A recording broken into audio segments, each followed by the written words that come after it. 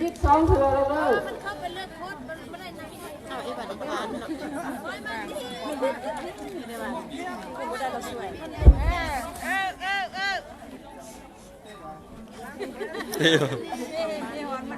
การแข่งขันกีฬาบอกแล่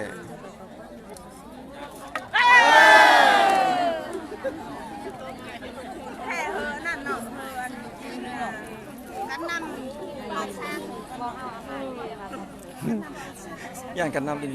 บ่เป็นบ่สักไปใส่กล่องไหมเลยตอนนี้ยากเลย คนเซ็น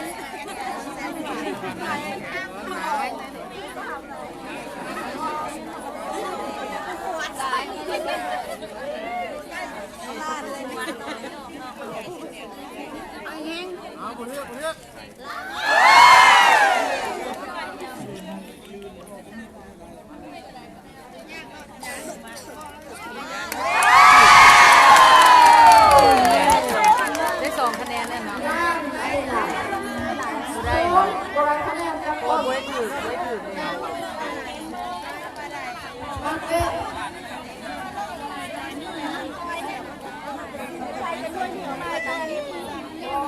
ตายอย่างนี้ นาที มีหลายท่าเนาะ พวกข้าตัวแถวเหลียวเรา คลิปชาผม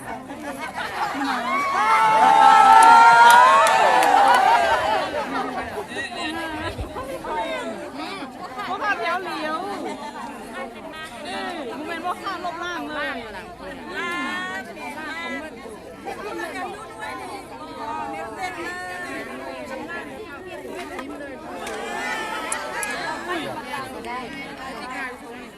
ตามมาอยู่ประจำเลยคันมามันเกี่ยวมาล่าทำมันจับเอาอะไรจะเมืองนางที่ไหน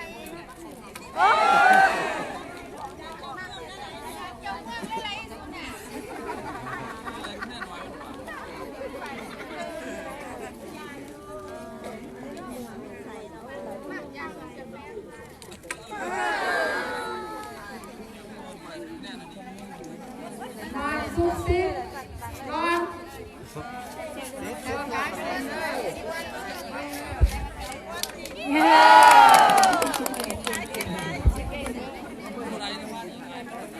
กีฬาบอกแล่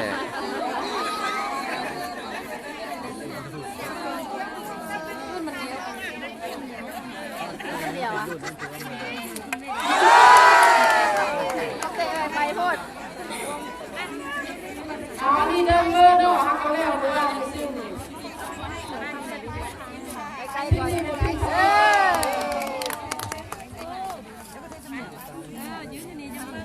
โอ้ยจะได้เขาเชี่ยได้ยุ่ง เ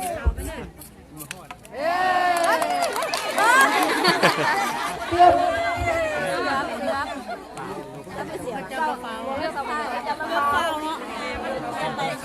จับตัวเองก็ได้นะจับให้เสือกรรมการด้วย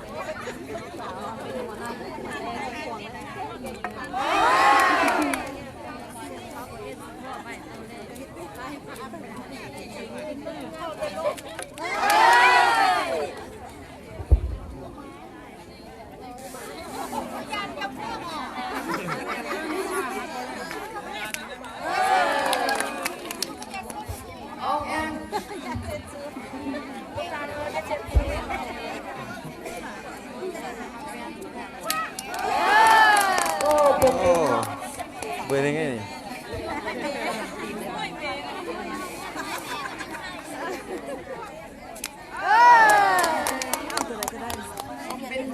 ส่วนคำม้วนมาเด้อวันนี้เด้อฟังนะแกเด้อด้วยไปด้วยมา ส่วนกระทรวงแถลงข่าวเนาะว่า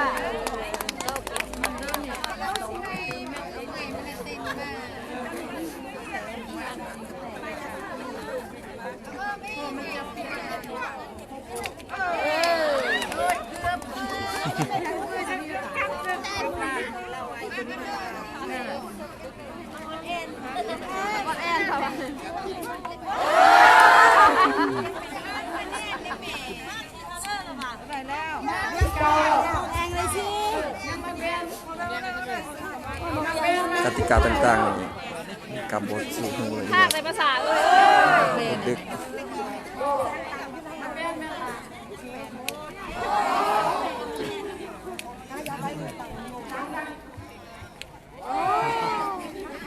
ไม่บ่อเนาะ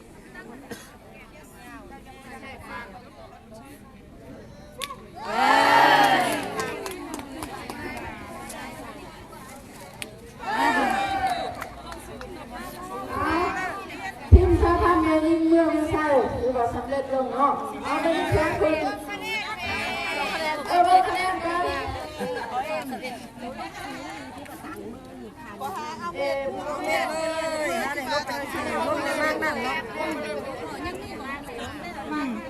ลูกคนบนที่หน้า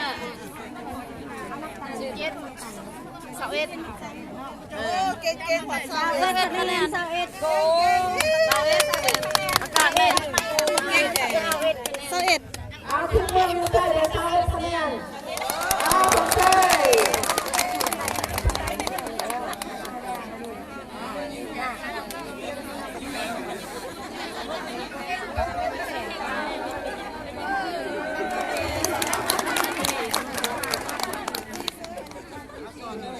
เอาแถวเด้อเอาเลย21คะแนนมาเลย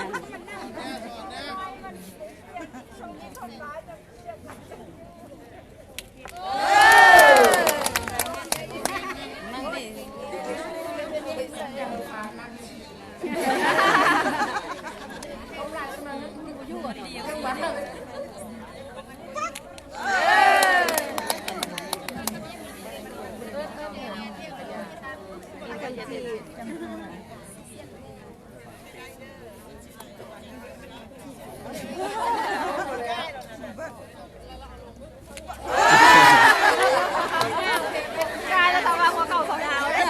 เขายาวโหดหัวเข่ายาวมากายเลย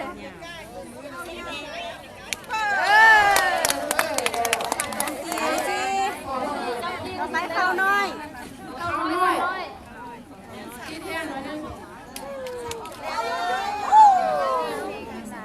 งามงามงาม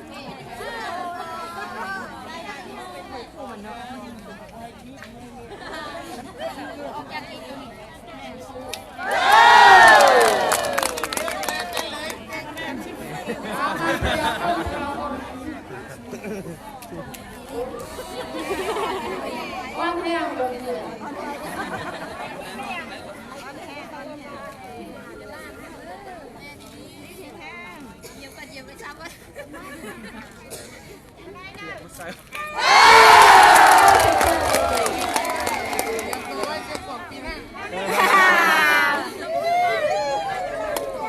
เอาเดี๋ยวมากินหน้าเด้อไปที่ศาล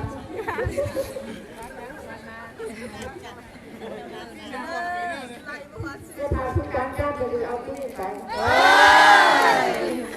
ยานเล็บไปทียานเล็บไป กินมาก เอาหน้าเด้อ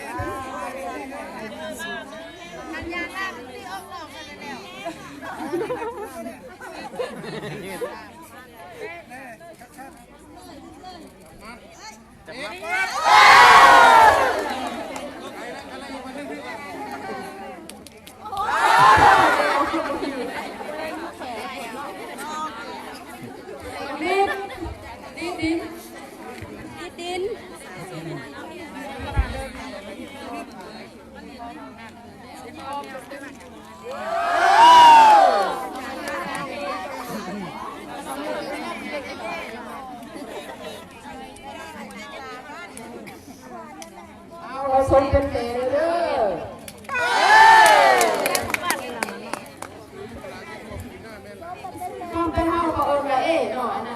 แกงน่ะ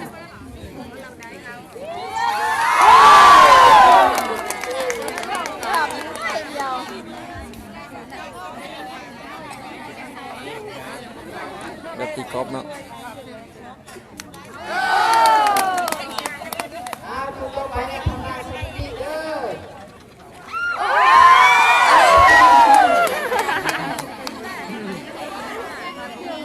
พอถิวอยู่ไอ้ต้อ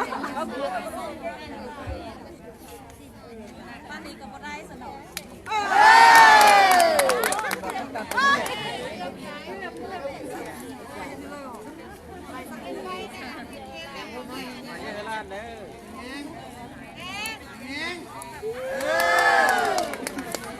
เฉลยสักหนุ่มแล้วเลยเฉลยจังหวะเด็กใส่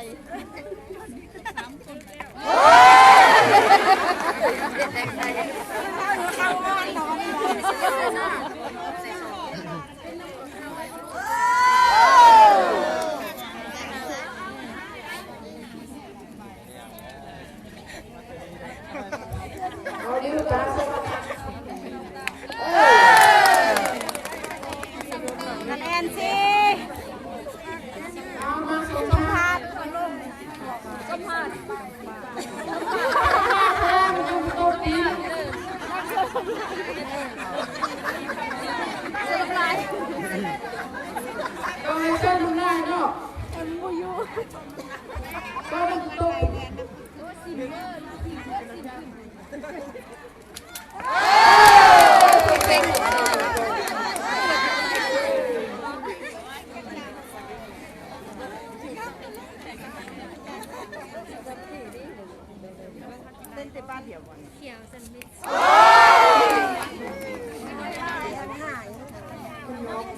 เที่ยงเที่ยง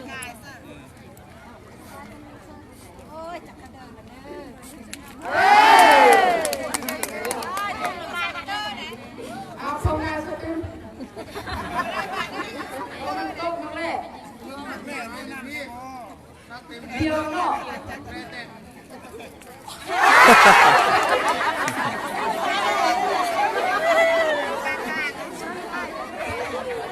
เอาดีๆเลยแน่ดีๆโอ้โดนยอม แอนสองแล้ว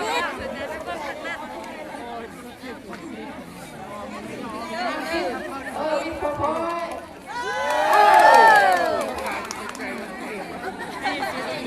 อ้ยเนาะตรงนี้เนาะ เสื้อลุกเจ้ยบอกเจ้ยลงไหล เจ๋ง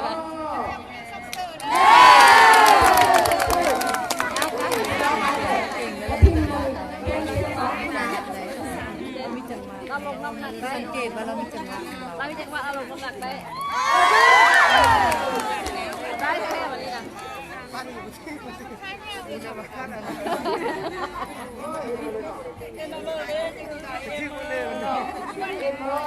ป็นไรล่ะ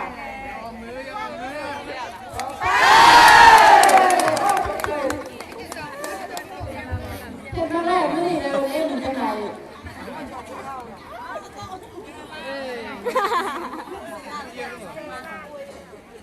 ยันทำลายเลยทำเลย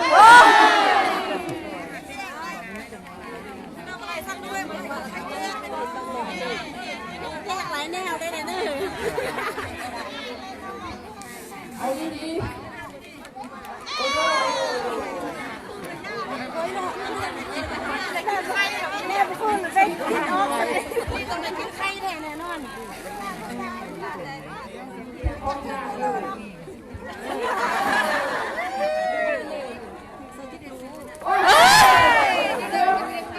ต้มไข่หมด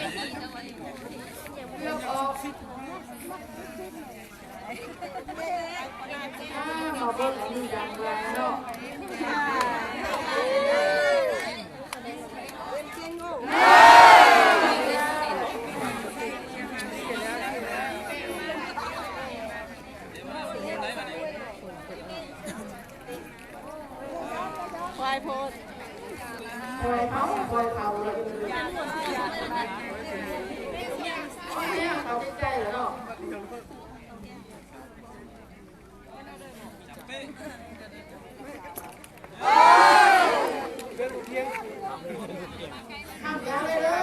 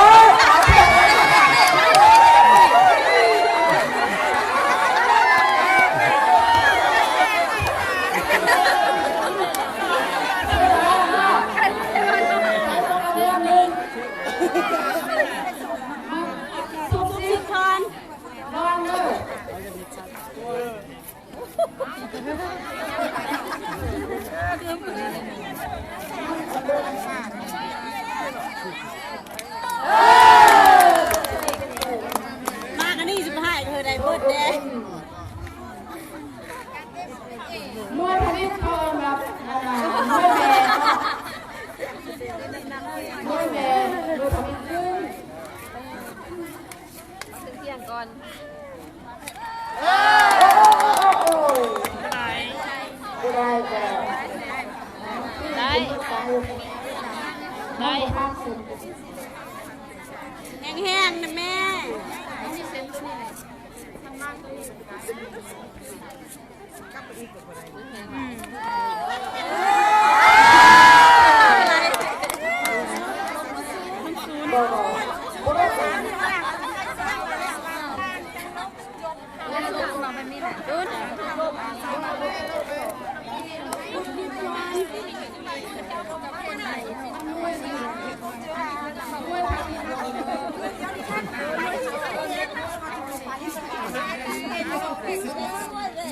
ไปใกล้ๆก่อน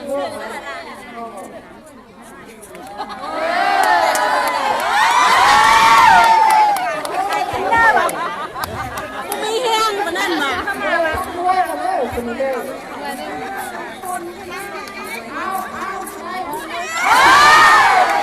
แต่บันนี้เย็นเลยกันน่ะ มาคุกกิ๊กวันกินแก่เราคุกกิ๊กก่อนกินแก่แทง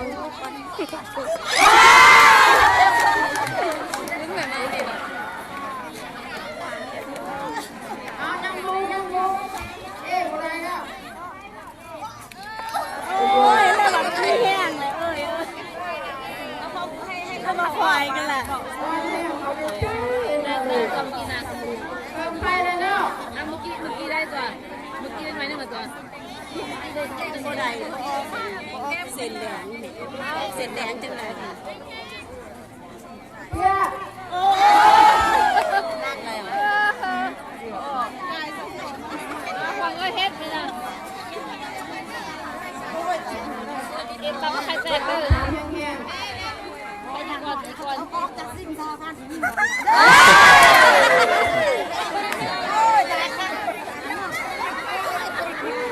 ว่าฉันซื้อกับเวลา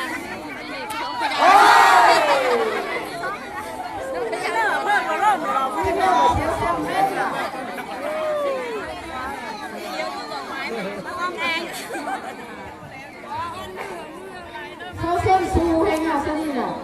ควายแม่จะเจ้าหอนแม่ ร้านคนเที่ยวเลยเส้นซูเราวิ่งไป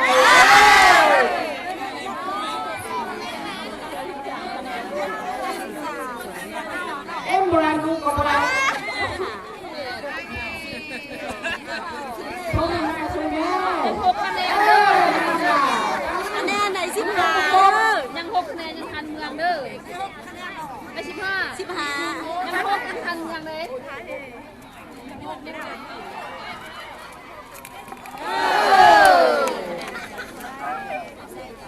็นแล้ว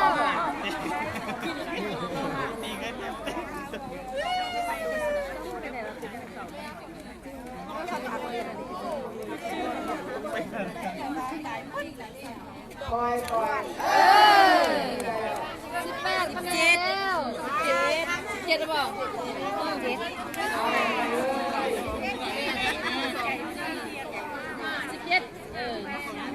แล้วเอามือตาจะเอาใครอยู่กินเราดีกว่าเย็นมาเด้อเห็นไหมเห็นไหม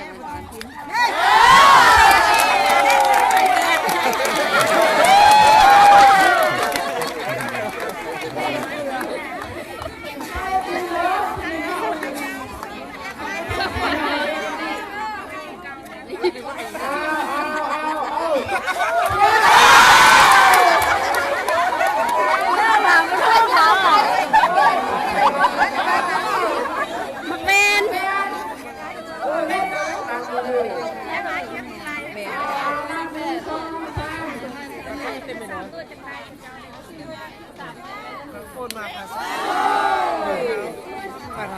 โอ้ชมพ่อเดี๋ยวรถไฟนี่คนจำเป็นนอนรถไฟเอากระจับกับคนบ้าเขาเป็นคนนอนเลยเรียกนึง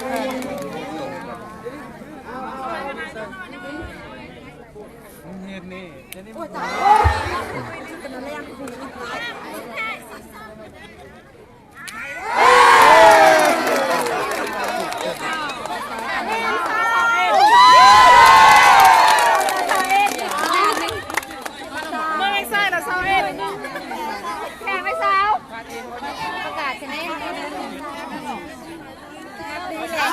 ดีแหละนั่งชมทีมเนาะเราไม่ใช่ใหญ่เซาเอ็น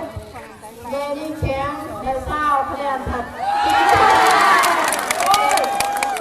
จะเข้าอะไรจะด้วยเดียวแล้วยังเลยนึ่งเอ็ดเลย